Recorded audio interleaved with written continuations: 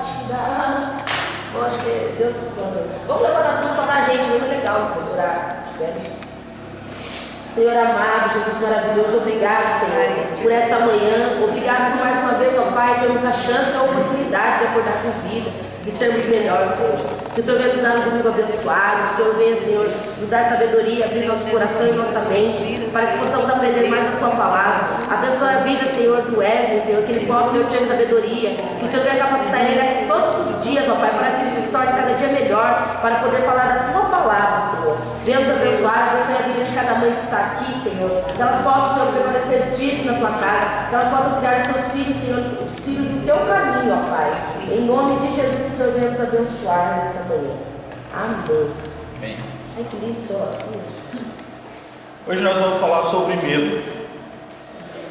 O medo destrói os sonhos. Não tá fazendo flor, não, vai. Eu também acho que ele vai perguntar qual que é o medo da gente. Meu medo é.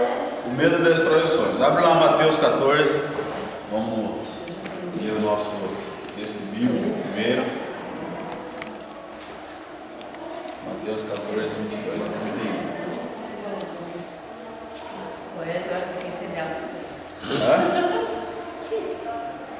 Deixa aí. É só limpar a lente do óculos.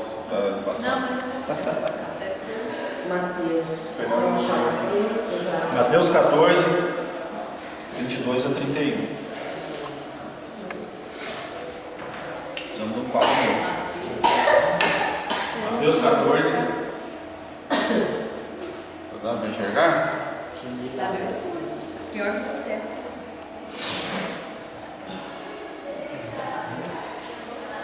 Deixa eu ir, lê aqui, né? Mateus 14, 16, 21. 14, 22, 31. Apaga essa daqui, Miguel. Acende essa aqui, ó, senão não dá para enxergar lá direito. Aí, essa de cá. Aí, já clareou um pouco. 22, 31, pode aí. Logo depois, Jesus ordenou aos discípulos que subissem no barco e fossem na frente para o lado oeste do lago, enquanto ele mandava o povo embora. Depois de mandar o povo embora, Jesus subiu um monte a fim de orar sozinho. Quando chegou a noite, ele estava ali, sozinho. Naquele momento, o barco já estava no meio do lago, e as ondas batiam com força no barco porque o vento soprava contra ele. Já de madrugada, entre as 3 e as 6 horas, Jesus foi até lá, andando em cima da água. Quando os discípulos viram Jesus andando em cima da água, ficaram apavorados e exclamaram: "É um fantasma!" e gritaram de medo. Nesse instante, Jesus disse: "Coragem, sou eu, não tenham medo." Então Pedro disse: "Se é o Senhor mesmo, mande que eu vá andando em cima da água até onde o Senhor está." "Venha", respondeu Jesus. Pedro saiu do barco e começou a andar em cima da água, em direção a Jesus. Porém, quando sentiu a força do vento, ficou com medo e começou a afundar. Então gritou: "Socorro, Senhor!" Imediatamente, Jesus estendeu a mão, segurou Pedro e disse: "Como é pequena a tua fé, por que você duvidou?" Então os dois subiram no barco e o vento se acalmou. E os discípulos adoraram Jesus, dizendo: "De fato, o Senhor é o Filho de Deus." Até o 31. Meu Deus, acabou.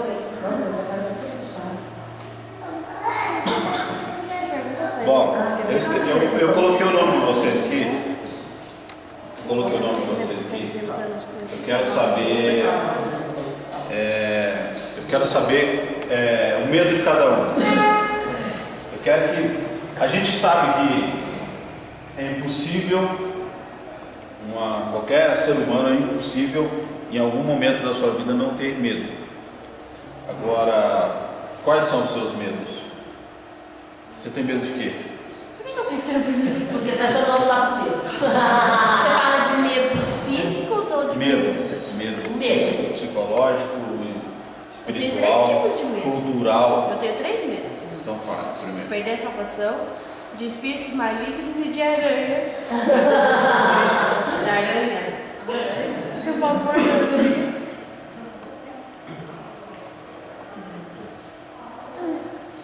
Bom saber, comprar uma aranha daquelas. Depois que eu te amo em Cristo, irmã. Vou colocar lá no celular para fazer a melhor lá. Você via? Menina, você não viu o Bob Esponja que eu Você desenhei? tem medo de quê? Que Né? lindos Bob Esponja. No caso também, né? No caso de perder a salvação e eu tenho medo de perder minha filha. Só? É assim, bicho, não tem de altura, não tem. Não tem. Daí eu tô pegando na internet, desenhei o Bob Esponja na Natal. Onde eu fiz os quatro desenhos. Eu fiz nenhuma dela aqui, dela aqui. Dessa parte, não vai ficar fazendo essa parte. O salão cheio de gente, ela não queria parar, né? Ed, tem medo de quê? Eu tenho medo de tomar banho. Obrigada. Hã? Morrer. Morrer? Que mais? Aí eu tenho medo. Esse fechado, tá planejando aqueles raios, eu tenho medo. Dá Não, eu tenho medo, muito medo disso. Da morte. De eu morrer, de eu perder. Eu tenho medo de me conforto. Isso é uma coisa que eu vou perguntar pra Deus quando eu subir lá. De algum medo? A morte. Assim, Miguel. as pessoas são novas, crianças, assim, por que a gente passar por isso? Claro que a gente tem que perder, entendeu? Quem mais? Você sabe, você já começa a sabedoria quando a gente vê isso. Eu não. O que ele falou? Perder a salvação de quê? Ah, que E a esposa? Aí, ficar viúvo.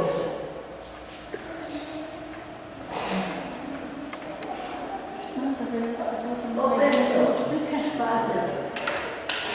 pensando só, pai, é o cabelo da Amanda, você tem medo de quê? da morte. Tanto de eu morrer quanto de eu perder. Ok. É muito louco esse negócio. É de Eu quem? tenho medo de ficar velha, porque eu sei que tá mais perto do medo. Só? Não, eu me dá mais medo. É, a salvação também, né? Acho que não tem, mas seria muito óbvio. Isso todo mundo falando.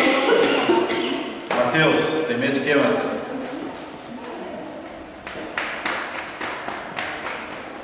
Hã? Fala, Matheus, o que você tem medo? Tem medo de copo? De aranha? Rato? Oh. Tá lá fazendo a florzinha pro dia das Ai, mães. entendeu? Você não tá? Érica, tem medo de quê, Érica? Pode escuro. Nada meio escuro. Mas eu tenho medo escuro. Eu só durmo com a luz acesa do banheiro, do meu pai. Dessas coisas eu tenho medo. Só no escuro? Não gosto muito escuro, o negócio não. Davi? Tem medo de quê, Davi? Ela respondeu e não se Hã? Medo da morte, O que é? porque se você deixa a mulher, da morte. A minha é uma outra. A minha é uma Se outra. morrer, pode ficar sossegado, que é só uma semana. Depois eu esquece. Só que você não viu, ninguém fala. Agora já tá melhor, já tá. Aí depois eu sou lendo esse dia pela coragem. Você não tá de morrer, não. Se você morrer, arrumou, né? Arrumou. Ela não fica sozinha, arrumou. Você passa por se cuida. Não morre, não. Bom, vamos lá. Cada um aqui Não, mas ela tá colocou. falando do Matheus, ele não falou. É, Matheus, Não, mas eu Matheus, Cada um falou um pouquinho dos seus medos. para! Vamos lá, ó. Começar? O medo é uma sensação que proporciona um estado de alerta demonstrado pelo receio de fazer alguma coisa, geralmente por se sentir ameaçado, tanto fisicamente como psicologicamente. Pavor é a ênfase do medo. O medo é provocado pelas reações químicas do corpo, sendo iniciado com a descarga de adrenalina no nosso organismo, causando aceleração cardíaca e tremores. Pode provocar atenção exagerada a tudo que ocorre ao redor, depressão, pânico, etc. Medo é uma reação obtida a partir do contato com algum estímulo físico ou mental. Interpretação, imaginação, crença. Aqui, ó, o espíritos malignos, o perder a salvação, é o medo relacionado à crença. Vamos lá, tempestade já é de imaginação, pode ser interpretação também, entendeu? Que gera uma resposta de alerta ao organismo. Essa reação inicial dispara uma resposta fisiológica no organismo que libera hormônios do estresse, a adrenalina e o cortisol, preparando o indivíduo para lutar ou fugir. A resposta anterior ao medo é conhecida por ansiedade. Então, primeiro você tem uma a ansiedade daquela situação para depois começar o medo em si, por si mesmo. Na ansiedade, o indivíduo teme antecipadamente o encontro com a situação ou o objeto que possa lhe causar algum mal. Sendo assim, é possível se traçar uma escala de graus de medo, no qual o máximo seria o pavor e o mínimo uma leve ansiedade. O medo pode se transformar em uma doença, que a gente vê muito comumente hoje, né? A fobia, quando passa a comprometer as relações sociais e a causar sofrimento psicológico. O medo transforma um adversário insignificante em gigante imbatível. Quais exemplos nós temos hoje, biblicamente falando, de medo? Cite aí para mim algum exemplo de medo bíblico que tem na Bíblia. Acabamos de ler aqui do Pedro. De Pedro, todos os primeiros discípulos, né, com medo de Jesus, acreditando ser um fantasma. Eu nunca sei quando você Elias e Eliseu, quem que se escondeu na caverna lá? Elias. Davi. Ele se escondeu por medo, né? Davi também. Pedro. Jó, quando ficou cheio de pereba lá dentro do buraco. Era medo também. Jó. Só. Jó era medo também, né? Ó. Medo não era. Jonas. Vamos pegar o exemplo de. Vamos pegar o exemplo. também ficou com medo? Quê? Adão e Eva também ficou com medo? Adão e Eva. Primeiro medo, né? E Judas, quando se enforcou, ele ficou com medo de Jesus pegar ele? Porque depois ele se enforcou, né? Sozinho. Por medo. Ele foi com culpa. Ah, tá. Vamos pegar o exemplo de Elias, que é aquele medo ali, ó, que transforma um adversário insignificante em gigante batido. Todos nós conhecemos a história. Elias, ele era um profeta muito temente a Deus e um cara assim muito usado por Deus. E ele desafiou aqueles 450 pessoas. Imagina assim, uma multidão. Nós temos hoje praticamente uma média aqui na igreja de 100 pessoas. Imagina essa igreja aqui, 4 vezes o tamanho dessa igreja, lotado de profetas, lotado de pessoas querendo o seu mal, lotado de pessoas querendo lhe desafiar a fazerem alguma coisa que você não seja capaz de fazer. Só como essa igreja. Você sozinho contra 4 vezes o tamanho dessa igreja aqui. Imagine. E o cara foi lá, fez uma oração e conseguiu, através daquela oração dele, vencer aqueles 450 pessoas. Vamos dizer assim, é claro que ele estava com Deus, mas fisicamente estava sozinho, né? Fisicamente ele estava sozinho. E não somente isso, a oração que ele teve, a oração que ele fez surtiu um resultado, mas não somente isso, aquelas 450 pessoas morreram e foram mortas, aqueles 450 profetas lá foram mortos. Agora, você imagina o cara, imagine nós hoje, nós temos uma vitória desse tamanho. A gente se sente a primeira bolachinha do pacote, né? A última sempre está quebradinha, mas você se sente a primeira bolacha do pacote. Você é o cara, você é nossa, eu fiz isso, eu fiz aquilo, né? Às vezes hoje a gente faz hoje em dia a gente às vezes faz uma oração mais fervorosa, mais alguma coisa assim. Acontece um pequeno mover, acontece assim, uma pequena mudança, a gente já fica todo contente. Agora você imagine através da oração de uma pessoa, do cara, outros 450 morrerem. Então assim, é uma vitória muito grande. E nós vemos que logo depois dessa vitória que Elias teve sobre essas 450 pessoas, a ameaça de uma única mulher lhe causou um pavor tremendo, lhe causou um medo extremamente grande, né? A rainha Jezabel disse: olha, eu quero a sua cabeça, né? Eu quero a sua vida, eu vou matar você. Isso ele tinha acabado de matar praticamente 450 pessoas, né? Através da oração dele. 450 pessoas tinham morrido. E ele ficou com medo de uma mulher, porque ela falou uma frase para ele e ele ficou com medo. Entenderam? Então, o medo, ele é um negócio que, se nós não tomarmos um cuidado, é aquilo que está ali, ó. Ele transforma. Não precisa nem falar mais nada também para ficar com medo. Ele transforma um negocinho pequeno, insignificante, num baita problemão, né? Nós temos outros exemplos. Ó, o exemplo de Davi lá. Aquele gigante, um cara só, por mais que fosse grandão, ele botou medo num exército inteiro, né? Todo um exército de homens guerreiros, acostumado a lutas, acostumado a batalhas sangrentas, né? Tiveram medo de um único homem. Foi lá um carinha baixotinho lá, tipo assim, um professor de escola bíblica, e ganhou do cara de dois, não sei, não me lembro o tamanho dele, mas um cara muito grande, né? Então, o medo, ele é aquilo que a gente olha para ele, né?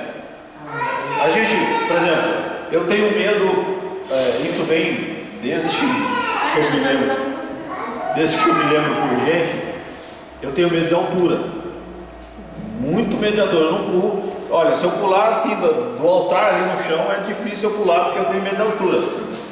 Né? Eu passei na minha. Da Gavião também. Não sei, talvez assim, já não sei. Depende das circunstâncias. Mas assim. Se tivesse que ir, eu acho que Pular de paraquedas, depois de outro. Não, sim. Nem porque esse pai não vai. Não, ele vai cair, vai te bater. Eu fui uma vez, eu fui 2 vezes eu fui na montanha russa. Aquilo para mim foi a pior sensação possível que eu já tive na vida. Eu também sou muito corajosa pra isso, essas coisas aí. Eu tenho pavor de altura. Eu fui lá, a gente foi naquele carrinho lá da Maeda lá. No telefone. Depois, quem? Tranquilo. Não, aquele lá ficou assim, eu fui temeroso. Eu fiz 5 vezes pra mostrar que eu era bafo, mas eu morri de medo assim. Eu fui temeroso. Eu queria tirar foto das crianças, eu tinha que subir lá, mas nossa, que medo. Eu fui com temor, mas eu consegui. Eu não fui. Mas assim, aquela era uma situação controlada, né? Tipo, a primeira vez que eu me lembro me recordo até hoje, foi no Parque de Exposições lá em Minas ainda. Devia ter o quê? Uns 16, 17 anos. Muito. O Parque de Exposições lá, eles aqui já conhecem. Só vocês duas que ainda não, mas assim, ela é num lugar alto e você vê toda a cidade, né?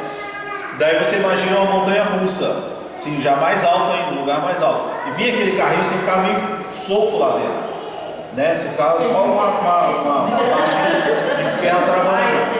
Daí você vê aquele negócio naquela velocidade, assim, você acha que ele vai, assim, você já não vê mais nada. Você acha que ele vai, de repente ele vira, assim, dá aquela virada. Aquilo pra mim, a hora que ele virava, parece que a minha alma ia lá fora, assim, e voltava. Então eu tenho muito medo, tenho muito pavor de altura. Deve ser casar com medo assim, né? Então a gente já sabe, né? Agora, o medo, ele vai se transformando à medida que a gente também vai se transformando. Às vezes, quando nós somos crianças, temos medo de muitas coisas, né? Passa para a adolescência, seus medos já mudam. Passam para a fase adulta, os medos também já se transformam, né? E qualquer um de nós aqui, se eu perguntasse se nós pudéssemos voltar no tempo aqui há 15 anos atrás aqui, né, e perguntasse quais eram os medos de cada um de nós aqui, com certeza a grande parte dessa lista seria diferente, né? Seriam medos completamente diferentes. Na época eu continuava muito. Mas vamos ligar para uma palavra da luz. Ela vai mexer comigo, tá? Eu era uma pessoa que não tinha nenhum medo de velocidade. Não tinha, não tinha medo nenhum de velocidade. Já tomei um monte de sustos. O que aconteceu? Vem cá, gatinha, vem. Já tomei um monte de sustos com relação à velocidade, e é um negócio que eu não tinha medo. A partir do momento que a Fernanda nasceu, eu passei a ter medo de velocidade. Olha só, Porque Sabe daí por você quê? preocupa com outra pessoa. Porque o medo da morte. É isso mesmo, cara. O negócio é muito imagina eu morrer, bater esse arrebentar esse e tal. cuidado que a gente tem com as crianças, cuidar que a gente tem. Deixar. É o medo de perder. É um negócio que eu não tinha medo. E o medo da gente largar eles, né? Exatamente. É o medo da morte. Andava direto comigo aqui.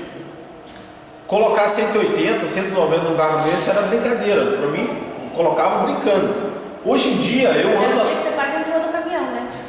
Já quase morreu, mas graças a Deus Deus colocou o caminhão, resolveu. Mas assim, e mesmo assim, era um negócio que passava um tempinho, depois que passava o medo, voltava a fazer a mesma coisa. Hoje não, por causa dela, o meu medo mudou. Hoje em dia eu não consigo colocar mais do que 120 no carro, dificilmente. Entenderam? Então, o medo, ele vai se transformando, você vai mudando as coisas. Né? Nós que temos filhos, o nosso Acho que grande... tem coisa que é medo, mas tem coisa que é cuidado mesmo, né? Eu acho que assim, né? Eu não sei vocês, mas eu tenho um medo muito grande de morrer e deixar a Fran e a Fernanda talvez desamparadas. Eu talvez não queria, como eu já senti essa dor, eu estava com 11, 12 anos, quando eu perdi meu pai, foi uma dor muito, muito grande. Eu não queria, eu tenho medo de que ela passe aquela mesma dor que eu passei. Entendeu? Então eu medo, assim, não vamos dizer assim, não sei, talvez não seja um medo, mas o antes do medo, né? Talvez seja assim uma ansiedade, um receio de que isso aconteça. E essas coisas, se a gente não cuidar, vai se transformando em coisas maiores e se transforma numa doença. Como a gente vê o caso das fobias, né? Que é claustrofobia, que é o medo Tem até da areia, né? de lugares fechados, aracnofobia, tem a pessoas que têm Eu conheço uma mulher que morreu por causa de uma aranha. Ela infartou, assim, ela infartou por causa da aranha. susto, às vezes tem pessoas. Eu gosto de assustar. Uma amiga minha, ela jogou a aranha na veia, a aranha não tira, a veia não teve troço, caiu, era avó dela. Então, isso é perigoso. E assim, Eu eu não acho que gosto. ele toda essa, deve ter colaborado. Eu gosto de assustar as pessoas, mas não gosto de ser assustado. Então. Quando eu sinto gosto assim, de susto. às vezes quando eu sinto que está uma situação assim que talvez, por exemplo, quando eu estou em casa sozinho, quando às vezes a Fran vem ensaiar, eu estou em casa sozinho, às vezes fazendo janta, eu fico toda hora com a orelha no portão, porque ela vai entrar de quietinho, vai me passar um susto aqui. Às vezes eu tranco o portão, eu tranco a porta para que eu veja ela chegar, para que eu não me assuste. É muito ruim susto. Eu gosto de assustar as Porque ele faz pessoas. isso comigo direto. Eu gosto de assustar as pessoas. Assustar é gostoso. Eu faço susto com ele. Entendeu? Mas então, tem várias formas e várias maneiras da gente enfrentar a situação de medo. Ninguém é tão forte ao ponto de nunca ser surpreendido por uma crise de medo. O medo não ataca somente os fracos ou os de pouca fé. Dependendo de certas circunstâncias, o medo também se apodera de pessoas fortes, como foi o caso do profeta Elias. O medo transforma a visão, cria alucinações, afeta o emocional e faz desconhecer até as pessoas mais chegadas. O medo distorce os valores, traz dúvidas, confusão, desconfiança e até enfermidades. Nós vemos o que os discípulos acharam que Jesus era? Fantástico. Um fantasma. Uma pessoa conhecida que estava ali vamos dizer assim, né? Estava ali no meio, conheciam bem ele, tanto fisicamente como de outras formas, e pensaram que ele era um fantasma. Tudo isso a visão conturbada por causa do medo, né? E nós vemos que o medo, ele também cria alucinações. Quem algum dia não teve medo de sair do quarto e ir até na cozinha beber água? Eu tenho. Você sai correndo assim, olhando para trás, achando que tem alguma coisa para te pegar. Eu tenho medo. Sabe o que eu faço quando eu tô? Eu coloco um copo d'água do lado já. Daí eu levanto, eu e Isabel, todo mundo fica ali. Quando sai, tem que sair todo mundo junto. Escuro, né? Quem tem medo? Aí é ruim, eu tô sozinho em casa, né? Só eu, se precisar de ajuda, até achar alguém. Então, o medo do escuro. Só, vamos. Você pode, fecha um quarto sem nada dentro do quarto e coloca uma pessoa com medo do escuro lá. Ela vai criar um monte de alucinações. Vai achar que as paredes estão se mexendo, vai achar que tem bicho. Tá escuro, você não tá vendo nada. Você não está vendo nada. Mas você fica Mas pensando na sua cabeça, é um sentimento louca. É um sentimento de pavor. Entenderam? É um sentimento de Mas é muito medo, é o pavor. Então, o medo ele traz essas coisas. Afeta o emocional, né? Todo o seu corpo, ele se transforma com as descargas de adrenalina e de cortisol que tem no seu corpo. Então, o medo ele afeta e distorce tudo isso daí. Nós, como cristãos, não podemos nos deixar levar pelo medo.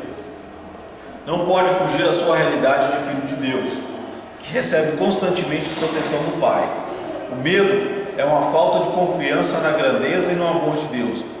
O medo existe, é real. Contudo, podemos evitá-lo. O medo não traz solução para os problemas. O medo é um pecado? Ai, nem fala, senão não vai sentir nada. Não acho que o medo seja um Ah, pecado. coisa do ser humano, né? A gente é humano, apesar de tudo. Eu não acho que o medo. Porque medo é um sentimento, né? Eu não acho que o medo seja um pecado. Talvez o medo seja mais assim. O cristão não pode se deixar levar pelo medo, né? Não que não pode ter medo, não pode se deixar levar pelo medo. Como a nossa lição, como a matéria que nós estamos vendo, são os gigantes da alma. Eu não acredito que o medo seja um pecado. Ele não é um pecado. Porque todo mundo está pecando, né? Nós somos. Acho que todo mundo tem um medo de Outra alguma coisa coisa que que você. dá maior medo de pensar, dá tão frio na barriga no dia do julgamento. Se for Eu acho que sabe, mas eu acho que é aquele que tem mostrando que tá dando, perante a Deus, aquele que tem consciência que tá fazendo certo, vai ter medo. Mas mesmo assim, por mais que você passou sua vida toda, você não pecou com pecado. Não, lógico, mas você, aquele que tá no caminho de Deus, aquele que tem certeza, tá confiante de que ele tá andando no caminho de Deus, esse medo eu acho que ele não vai ter. Eu também concordo. Eu não acho que isso seja o medo. E o medo, não acho que seja um pecado. O medo, ele é mais assim uma situação que o diabo cria para que possa nos afastar daquilo que Deus tem colocado para nós, né? Quantas pessoas, nós estamos falando assim de medos mais reais, mas quantas pessoas não têm medo quantas pessoas já não perderam talvez a mulher da sua vida ou o homem da sua vida pelo simples medo de chegar naquela pessoa e se declarar? Nem fala. Principalmente na fase de adolescência, na fase da juventude, né? Quantas pessoas, talvez talvez aquela pessoa que a tampa da sua panela, vamos dizer assim, se deixou passar, né? Pegou uma tampinha um pouquinho menor, um pouquinho mais larguinha para a tua panela, porque você não teve coragem de talvez se declarar para aquele menino, para aquela menina naquela época. Já é. Não, mas você não é de Deus, uma coisa não é paciência sua, para essa mulher, que Deus não preparou aquela pessoa para você? Não é assim? Nós vivemos na fase, nós vivemos na era da dispensação da graça. O que nós temos? Livre-arbítrio. Acho que foi na aula do Clay lá em cima do sobrinho que eu perguntei sobre isso. Falei em questão disso, né? Assim, a Adriana, tipo assim, eu vou fazer a Adriana e ela vai casar com o Danilo. Eu vou fazer a Francine vai casar com o Wesley. Isso é livre. E o meu, o Senhor, porque eu sou Senhor, eu acho que tá nascendo. Eu só quero chegar no meu filho. Tá nascendo, meu filho, nasceu. Isso, tá escutando? Foi tanto.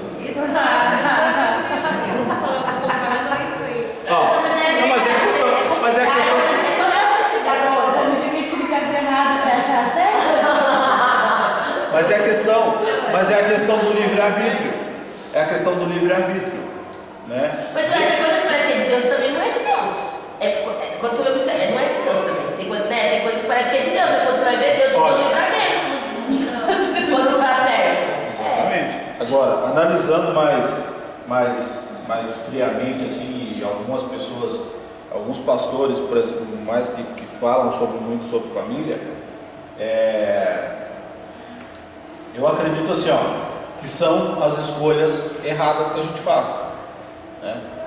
Deus, Ele nos coloca e Ele nos dá em todas as questões da nossa vida, Ele sempre nos dá o livre-arbítrio para que possamos escolher, vamos dizer, os dois caminhos, né? Ou você vai para a direita ou para a esquerda, ou você escolhe o sim ou você escolhe o não, entendeu? Então vamos lá, e vem as consequências juntas. Agora, Essa questão de destino eu acho uma coisa muito... E outra coisa, assim, decidir o livre-arbítrio, a gente tem o livre-arbítrio, mas às vezes a gente pede a resposta para Deus e a gente não sabe falar, Senhor, será que é? Porque às vezes a gente acha, é de Deus, Deus falou que é meu, e de repente também não é seu. Só que eu acho assim É difícil. que Deus, Ele coloca a gente no mundo pra viver as promessas, mas assim, os detalhes, assim, é no decorrer da vida, igual vamos por É, as escolhas, né? no caso assim, casei com o Danilo, beleza, tive a Ana, ela tem saúde, de repente Deus me livre disso acontecer, ela pega uma doença, era de Deus ela pegar uma doença? Só que Deus ia falar assim, não, a filha deles vai ter problema. De repente vou colocar vocês numa prova, daí vem nesse sentido, velho, já vem uma série de outras, daí já vem uma série de Deus pode outras, responder, Deus permitiu que outras já coisas. frente. Aquilo que a gente já falou sobre a lei da semeadura, o que a Amanda acabou de falar de talvez de uma aprovação para você sair fortalecido, né? Às vezes uma forma de Deus tratar tanto com você ou quanto com a sua filha. Você não se livra disso. Entendeu? Então daí tem uma série, daí já abre muito mais ainda o leque para uma resposta mais. Eu tava vendo uma amiga minha compartilhou uma amiga me lembro, compartilhou uma imagem de uma página. Aí eu entrei nessa página para ver, gente, que horror, só zombaria Deus. É crentelho, uma coisa assim. Eu entrei na página só por curiosidade. Aí estava escrito assim, quem é responsável por todas as minhas conquistas, por não sei o quê. Daí ele colocou Deus, só que daí ele apagou essa e apagou o D, tipo, eu. Entendeu? Nossa, mas eu fiquei indignada. Ai, que absurdo! Eu fiquei indignada com a página, eu falei, Senhor da glória! Aí tinha um monte de crianças mortas, assim, daí ele escreveu assim, não sei se o dono da página, não sei quem que administra essa página, escreveu assim, aonde está Deus? Vocês já viram Vocês já viram a história do cabeleireiro ou não? Que não confiava em Deus? Não, eu não vi ainda, então pode. Você nunca ouviu a história? Ela diz mais ou menos assim, um cara cristão entrou numa barbearia para fazer o cabelo, né? E daí começaram a conversar, o barbeiro viu que o cara era cristão, tava com a Bíblia e tal. E até tem um filme, né? Um filminho na internet sobre isso aí. Eu já vi, assisti o filminho, acho que em espanhol, tá? Daí ele dizendo assim, olha, daí eles conversando lá e falando, eu não acredito em Deus, o barbeiro falando pro cara, né? Eu não acredito em Deus, por que morrem tantas crianças? Por que existe guerra? Por que existe doença? Cadê esse Deus? Onde que ele está? Né? Por que existem as pessoas mendigas? Por que existe isso? Né? Daí o cara ficou assim meio que sem palavra para dizer para ele, né? Realmente, por quê? Se existe Deus, por que existem todas essas coisas? Daí ele estava saindo assim da barbearia, daí tinha um cara bem cabeludão do lado assim, né? Ele parou assim, olhou, pensou, voltou para dentro e falou assim, olha, eu não acredito que exista barbeiro, cabeleireiro, não acredito que... Mas por que eu estou aqui, acabei de cortar o seu cabelo, né? Daí ele trouxe o cara assim, e esse cara cabeludo aqui? Não existe. Por que ele está cabeludo? Se existe barbeiro, se existe cabeleireiro. Mas porque não me procurou para cortar o cabelo. Por que existem todas essas coisas? Porque as pessoas não procuram a Deus. Sério, com aquele corpo lá, amor, deve só condena a Deus, né? Ele que não procurou a salvação. Exatamente. Por que existem as doenças? Por que existem as enfermidades? Não, por causa assim, eu entendo assim que o pessoal da África sofre muito porque eles são muito idólatras, né? Na África lá, então as crianças também sofrem, porque já vem de gerações. Há uma teoria bíblica. Aquele coitadinho lá de 2 anos. Não, mas ele pagou pela vida ali, mas ele teve a salvação. Há uma teoria bíblica, há uma teoria extra-bíblica, né, vamos dizer assim, de que um dos 3 filhos lá de Noé que saíram da arca foi Sem, Cã e Jafé, né, que Cã, acho que Cã ele foi amaldiçoado, né, porque viu a nudez do seu pai. Cão? É cão, não é? É cão? O nome já tá Algumas valendo. traduções são cão, outras traduções são can, com M. Can. Ah, eu quero saber como vai ser na minha. Entendeu? Então existem algumas coisas. E o Cã, ele foi amaldiçoado porque viu a nudez do seu pai. Então, ele quando foi povoar a terra, ele foi para aquela região da África. Então existe essa teoria. Que é da geração Os de Cã. africanos, ali aquela região da África ali, são descendentes de Aí, Cã. É porque eles são permanentes, era dando tudo os peitos de fora, uma coisa louca. E ela tem naquela região ali, por mais que seja uma região, tem muito ouro, tem muito diamante, tem muito minério, tem muita coisa rica, mas são pessoas extremamente miseráveis. Miseráveis mesmo. Miseráveis. Acho que é o país mais caro do mundo, né? Pela Todo o outra. continente africano, não, aqueles vários países que existem ali no continente africano. Então, passam por situações muito complicadas. Agora, existe essa teoria de que são descendentes de Cã, né? Então, assim, todas essas situações que nós passamos são por coisas que aconteceu e que não tenha sido feito da vontade de Deus, né? Não tenha sido ou pelas nossas escolhas, pelas opções que tomamos, pelas atitudes que tomamos, as coisas vão acontecer na nossa vida da forma que nós vamos escolhendo, né? Nós sempre temos que pensar, viver o hoje pensando no que vai acontecer amanhã, porque aquilo que nós estamos plantando hoje é aquilo que nós vamos colher amanhã. Nós vemos aí a situação da água, né? Ninguém agora ainda está começando a ter assim, um desenvolvimento com relação à preservação da água, né? Mas vai chegar um determinado tempo que praticamente a água vai ficar cada vez mais escassa. Por quê? Porque nós não estamos cuidando hoje pensando no futuro próximo. Deveria ter cuidado bem antes. Essa preocupação que estão tendo agora deveria ter tido. E antes nem tinha. Todas as cidades foram criadas ao redor de rios.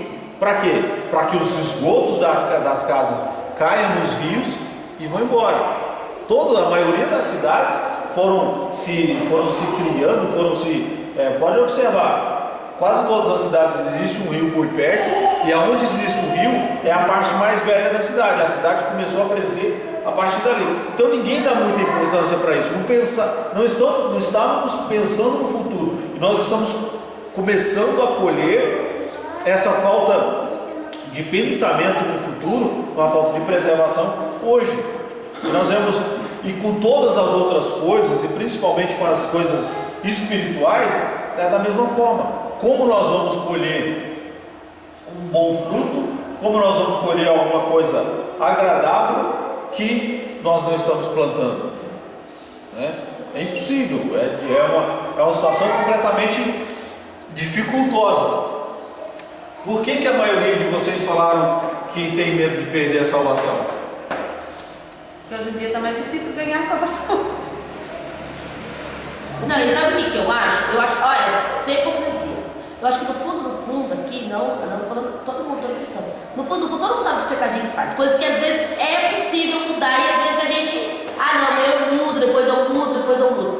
Todo mundo ninguém anda na rede a palavra, todo mundo tenta. Mas todo mundo sabe que tem hora que dá aquela mancadinha que não era para ser feito, como cristão não era para fazer, e faz. Nós já vimos.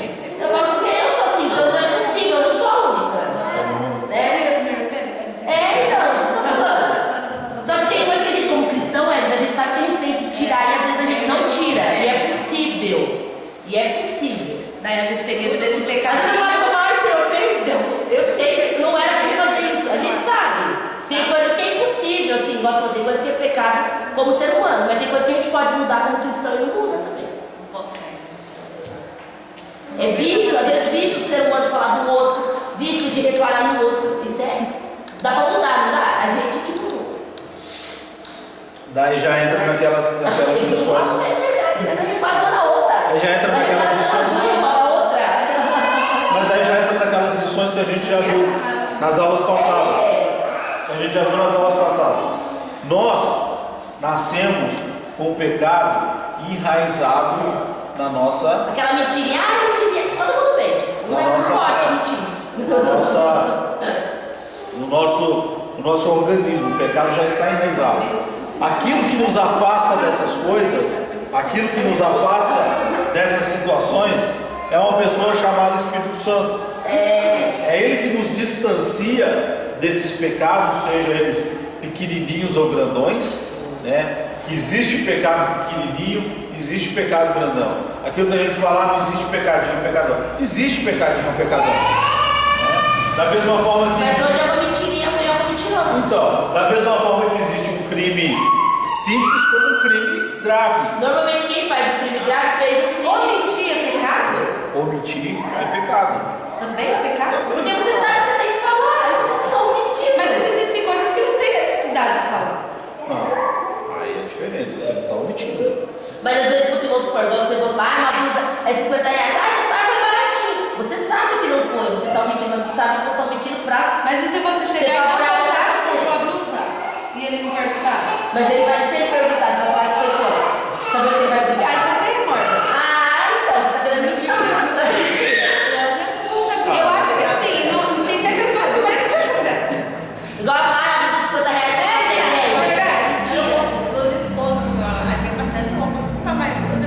Aí ele vê.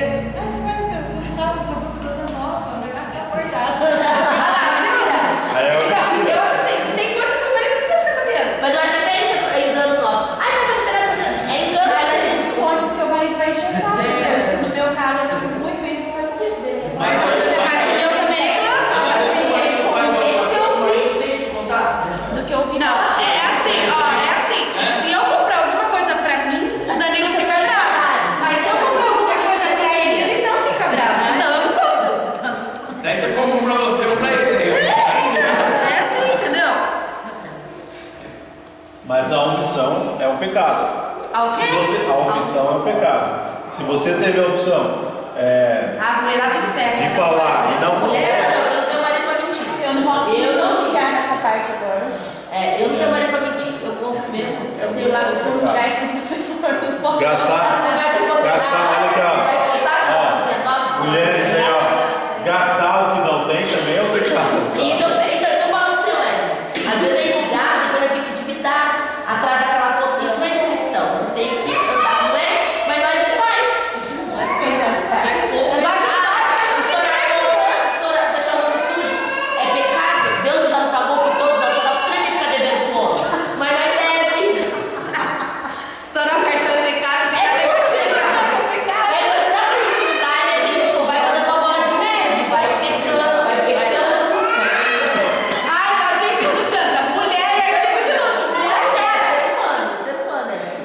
Mulher é boa, homem é carro, eu se vira, paga o carro, anda de carrão e não tem um real no bolso, porque só paga a parcela do carro, tem carro. É igual o Juliano mesmo, o carro lá preto, o carro não é um limpo, mas também não podia sair com o carro porque tinha dinheiro. É pecado, porque Deus quer o quê? Né? E mulher já é feliz com sapato, bolsa. É pecado porque estoura o cartão, porque você paga só o mínimo, estoura. Fica endividado. Eu compro em 10 vezes. Aqui compra parcelado e não faz. Não, se você pagar certinho, é pecado. Não vai se atrasar. Uma roupa em 10 vezes. Aí você vai pagar a segunda pessoa. Já comprou mais vezes.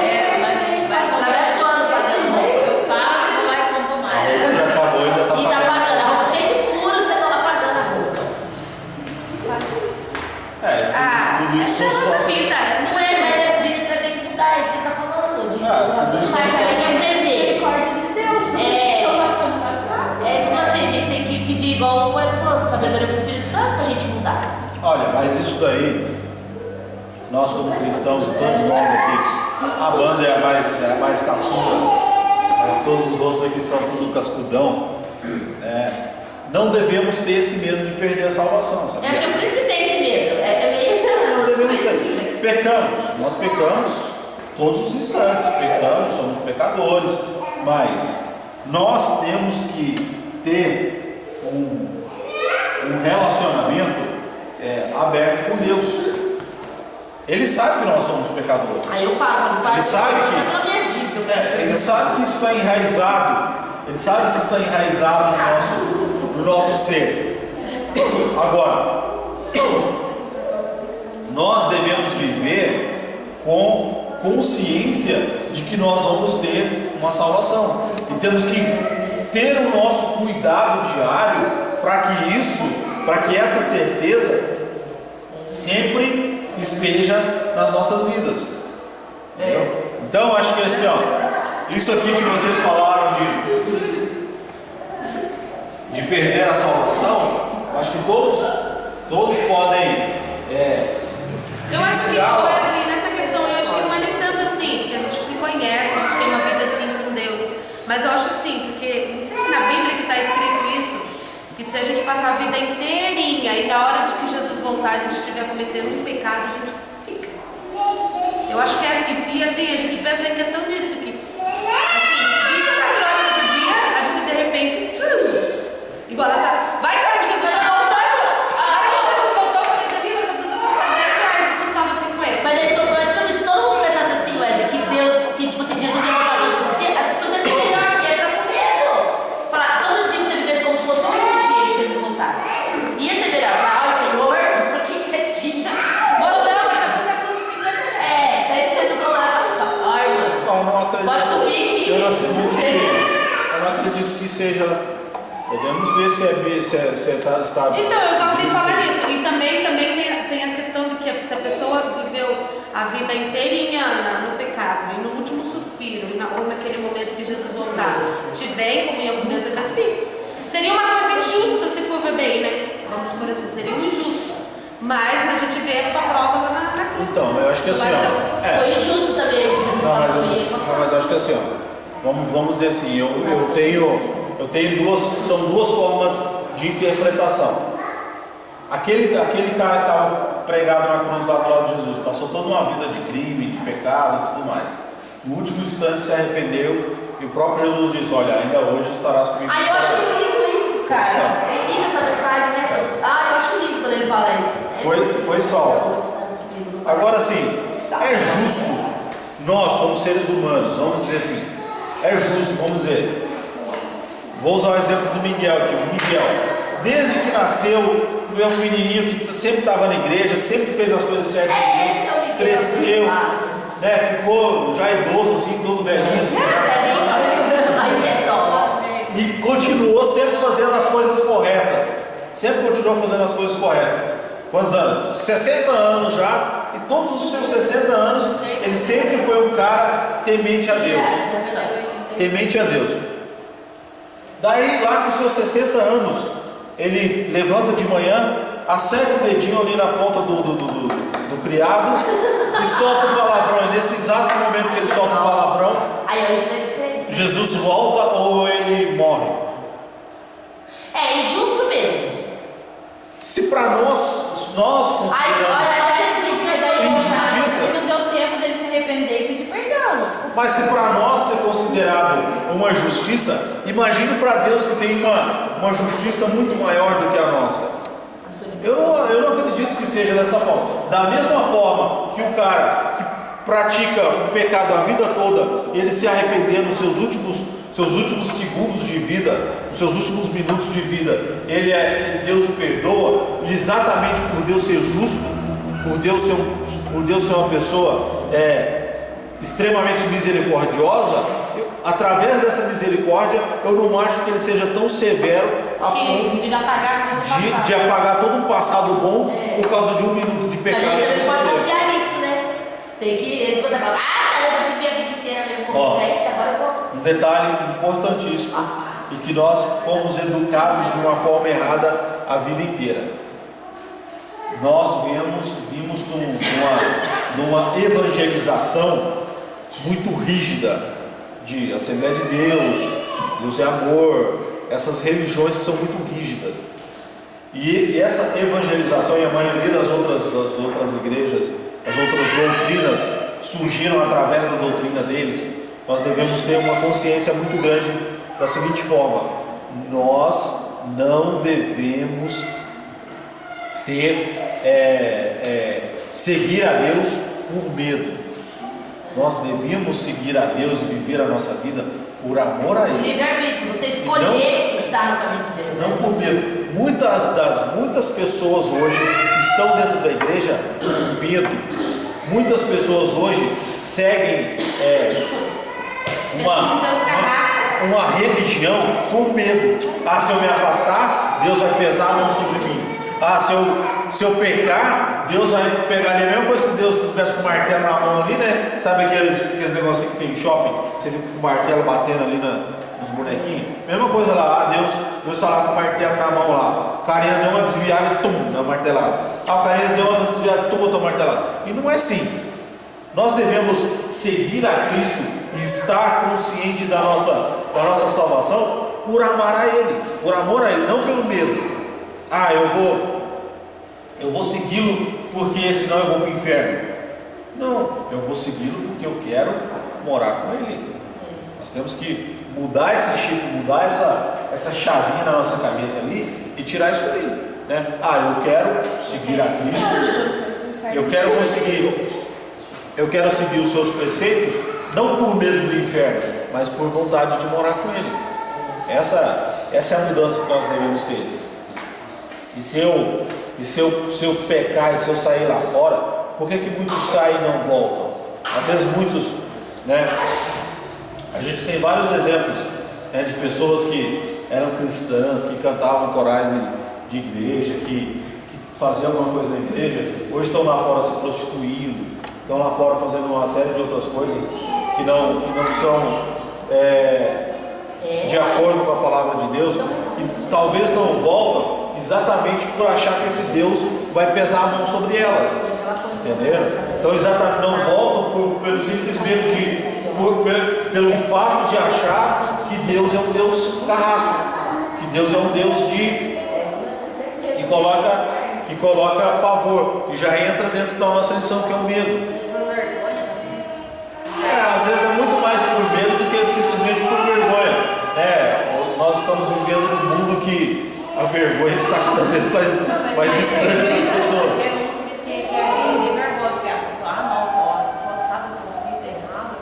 E infelizmente tem pessoas que olham assim diferentes. Tem isso também. Igual o ano passado, eu lembro que você falou muito sobre isso em relação a gente receber as pessoas, em relação a gente tratar melhor as pessoas que vêm e tal. E às vezes tem aquela pessoa que fica, daí passa e olha para outra, fica xixando, entendeu? A pessoa se sente constrangida. Como tem uma pessoa que já aconteceu, tá vindo, foi se afastando justamente por causa das pessoas, do olhar, do julgamento das pessoas, e se afastou da igreja.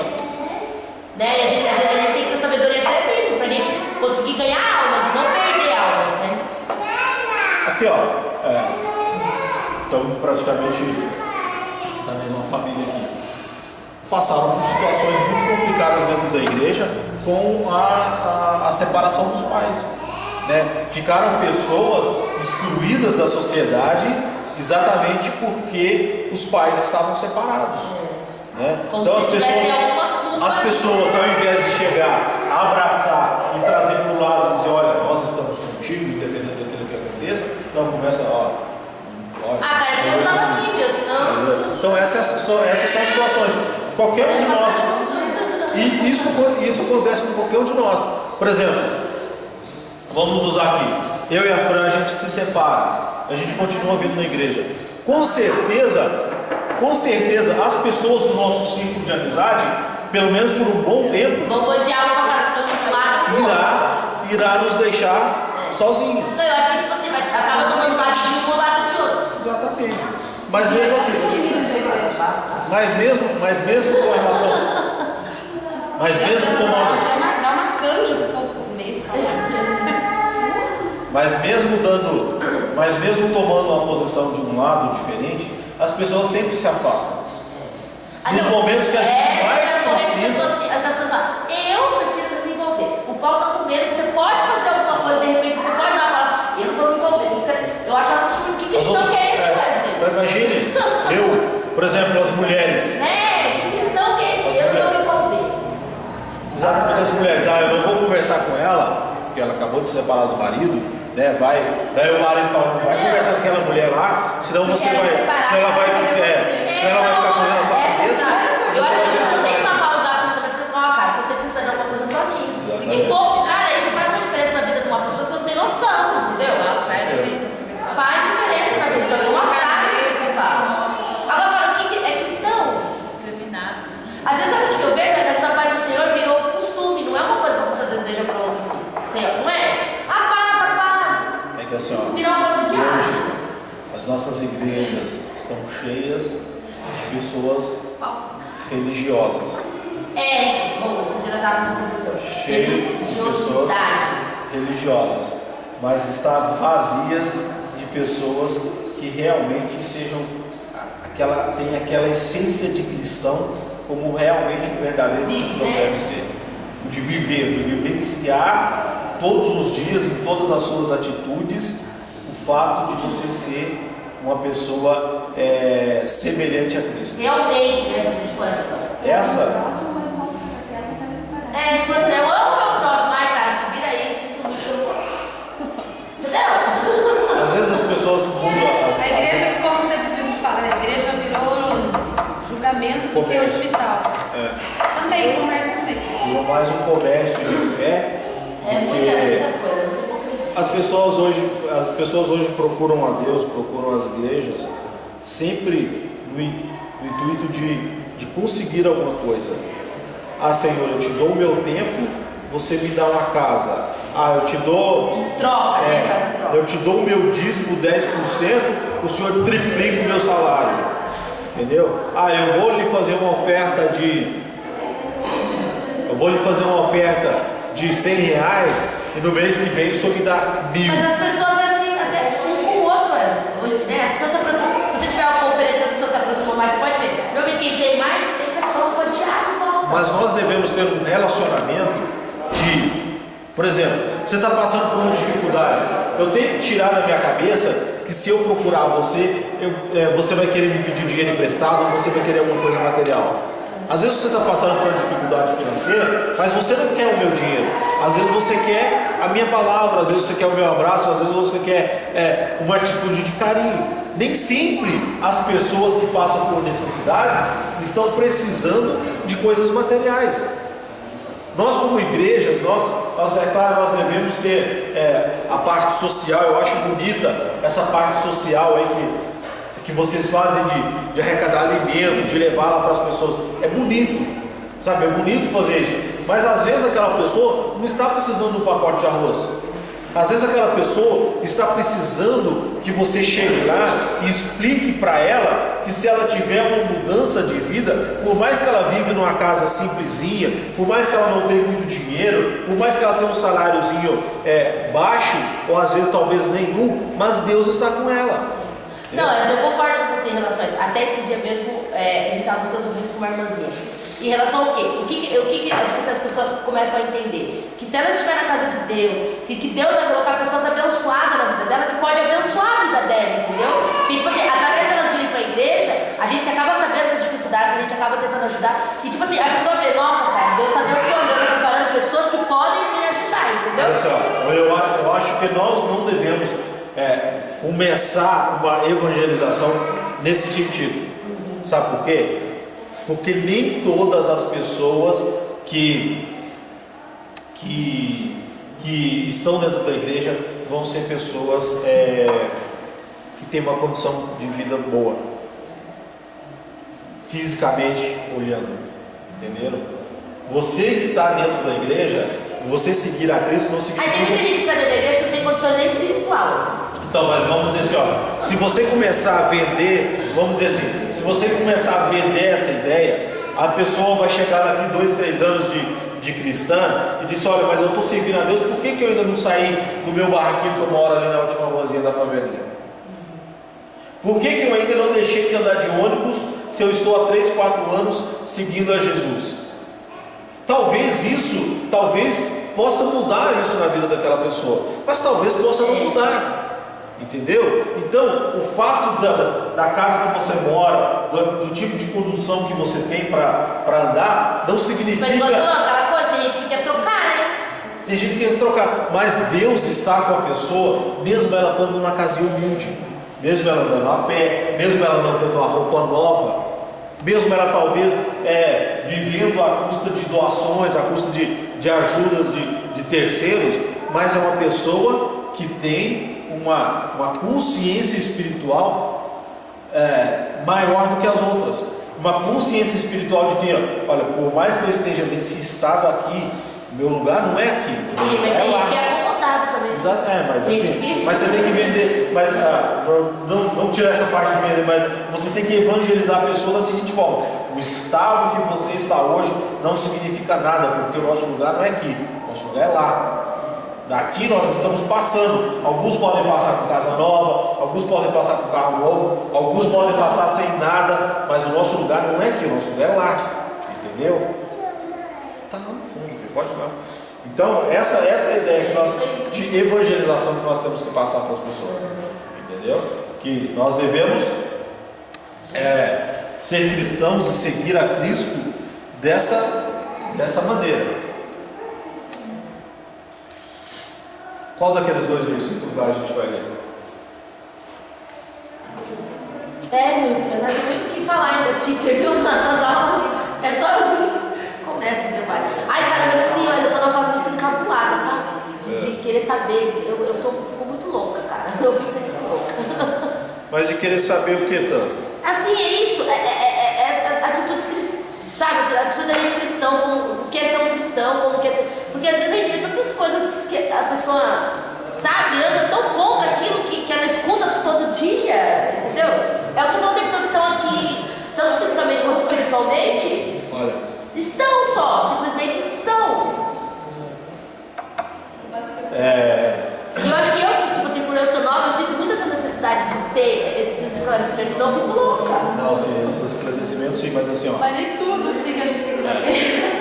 Mas assim, Mas tem ó. coisa que a gente não souber, a gente fica. Para você como uma pessoa cristã, para nós como pessoas cristãs que nós somos, nós devemos evangelizar e tentar mudar o mundo à nossa volta mais com atitudes do que com palavras.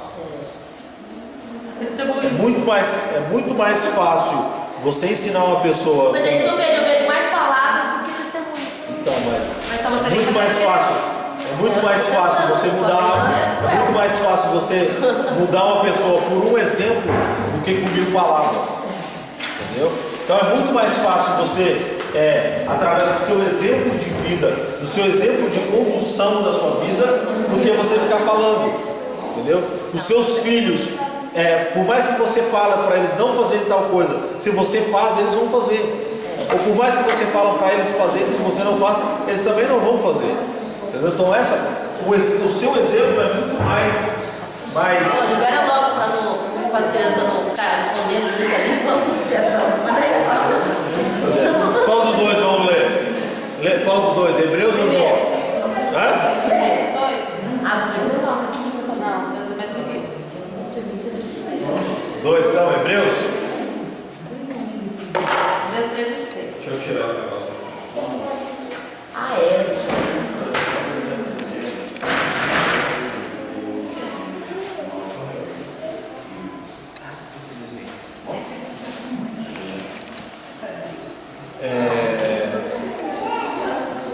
Os jovens aí prepararam